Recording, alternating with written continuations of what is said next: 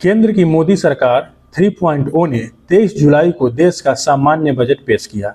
चारों तरफ बजट की चर्चा होती रही, लेकिन जिस बात की चर्चा बजट पेश होने से पहले और उसके बाद तक होती रही वह था बिहार। बजट से पहले चर्चा थी बिहार को क्या मिलेगा और बजट के बाद भी चर्चा रही कि बिहार को क्या मिला। मोदी सरकार 3.0 की राजनीतिक तंबू जिस जमीन पर खड़ी है उसका एक बम्बू बिहार में भी है।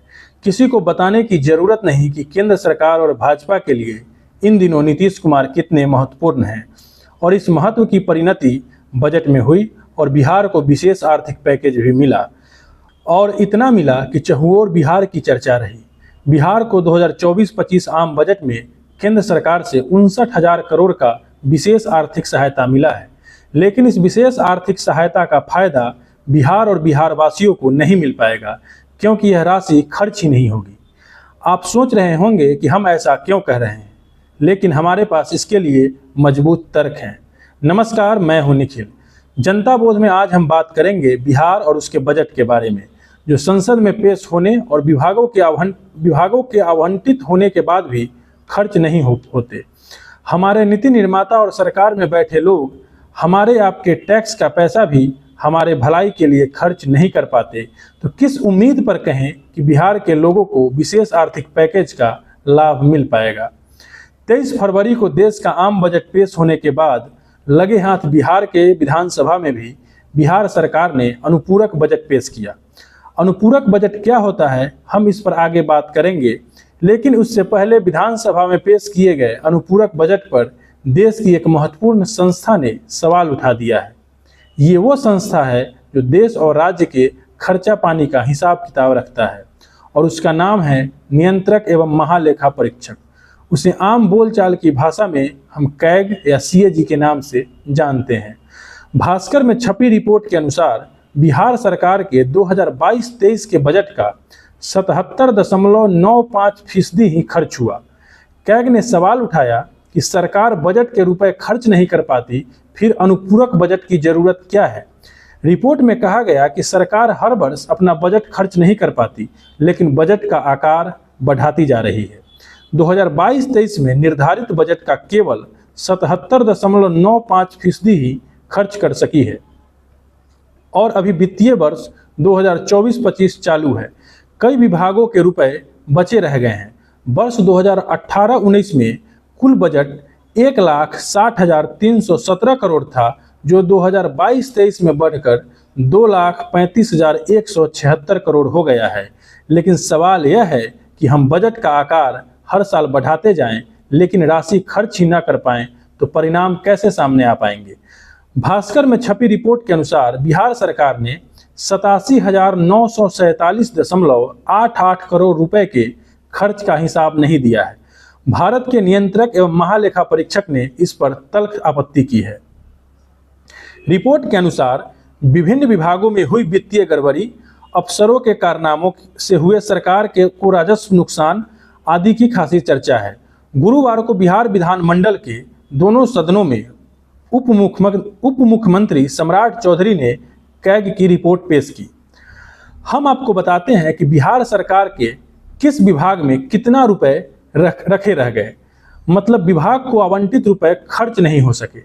रिपोर्ट के अनुसार 2022-23 के दौरान शिक्षा विभाग के 13,796 करोड़, स्वास्थ्य विभाग में 8543 करोड़, पंचायती राज में 4910 करोड़, ग्रामीण कार्य विभाग में 4463 करोड़ और शहरी विकास एवं आवास में 4394 करोड़ रुपए बचे रह गए।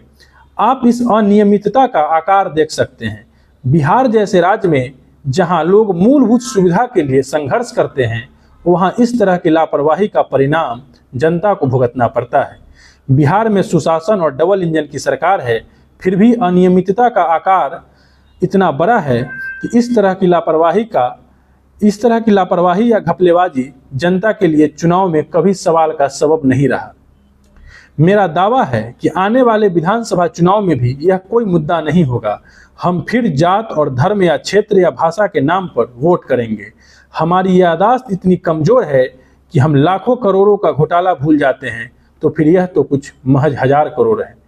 या तो जनता आंकड़ों का यह खेल नहीं समझती, या फिर उसकी राजनीतिक चेतना इतनी कुंद कर दी गई है कि जो सवाल भी जात धर्म हिंदू मुसलमान के संदर्भ में करती है।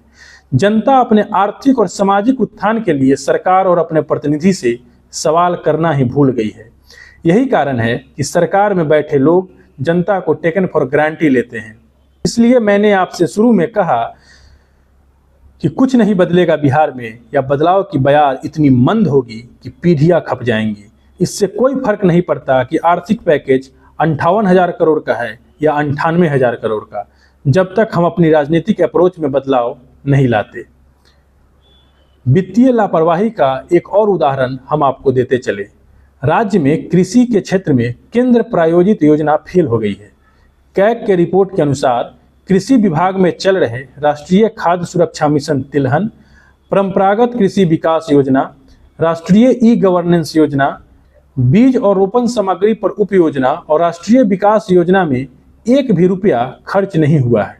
साल 2022-23 के दौरान 6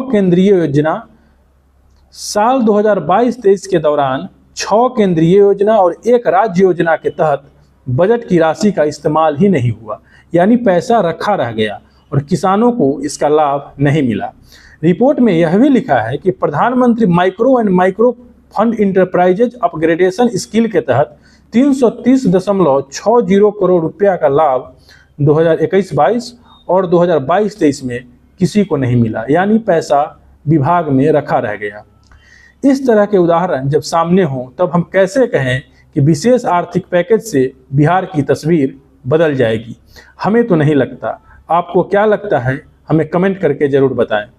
और अंत में अनुपूरक बजट क्या होता है, जिसकी चर्चा हमने आपसे वीडियो के शुरुआत में की थी।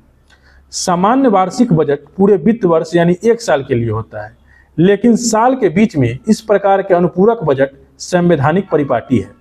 अक्सर सरकार चुनाव से पहले इस तरह का बजट पेश करती है, यानी जब किसी विभाग को बजट सत्र में आवंटित की गई धनराशि कम पड़ जाती है तो ऐसे में राज्य सरकार वित्तीय वर्ष खत्म होने से पहले ही अनुपूरक बजट लेकर आती है। हालांकि अनुपूरक बजट जब लाया जाता है तो सरकार को इस दौरान इन बातों का ध्यान रखना पड़ता है कि अनुपूरक बजट के लिए उतनी धनराशि किस स्रोत से राजस्व के रूप में राज्य सरकार को प्राप्त होगी। बिहार सरकार के अनुपूरक बजट पर सवाल इसलिए उठ रहे हैं कि जब विभाग को आवंटित राशि खर्च ही नहीं हो रहे तो साल के मध्य में अनुपूरक बजट लाने की क्या जरूरत है। धन्यवाद, आभार। मैं निखिल कुमार। आप इस विषय में क्या सोचते हैं कमेंट करके जरूर बताएं। हमारे चैनल जनता बूथ को सब्सक्राइब भी करें और इसके फेसबुक पेज को भी फॉलो करें।